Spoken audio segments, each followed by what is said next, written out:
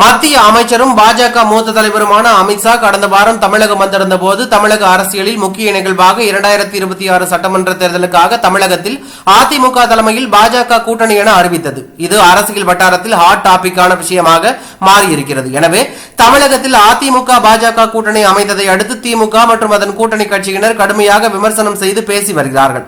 இந்நிலையில் அதிமுக பாஜக கூட்டணி குறித்து விமர்சனங்கள் எழுந்து கொண்டிருக்கும் சூழலில் சட்டப்பேரவை வளாகத்தில் செய்தியாளர்களை சந்தித்த அதிமுக பொதுச் செயலாளர் எடப்பாடி பழனிசாமி அந்த விமர்சனங்களுக்கு பதிலடி கொடுக்கும் வகையில் பேசியிருக்கிறார். இது குறித்து பேசிய அவர், இது எங்களுடைய கட்சி, நாங்கள் யாருடன் வேண்டுமானாலும் கூட்டணி வைப்போம். எங்களுடைய கூட்டணி பார்த்து எதற்கு எரிச்சல் படுகிறீர்கள்? எங்களை பொறுத்தவரை கூட்டணி பார்த்து பயம் வந்துவிட்டது.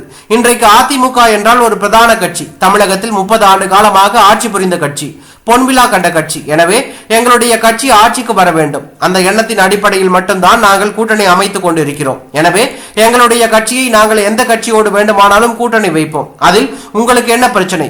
கூட்டணி வைப்பது எங்களுடைய இஷ்டம். இவரோடு கூட்டணி வைத்தால் வரமாட்டோம், அவரோடு கூட்டணி வைத்தால் வரமாட்டோம் என்று நீங்கள் சொல்ல தகுதி இல்லை. இதையெல்லாம் வாக்காள பெருமக்கள் முடிவு செய்வார்கள் என எடப்பாடி பழனிசாமி பேசியுள்ளது தற்போது அரசியல் வட்டாரத்தில் பெரும் பரபரப்பையும் அதிர்ச்சியும் ஏற்படுத்தியுள்ளது.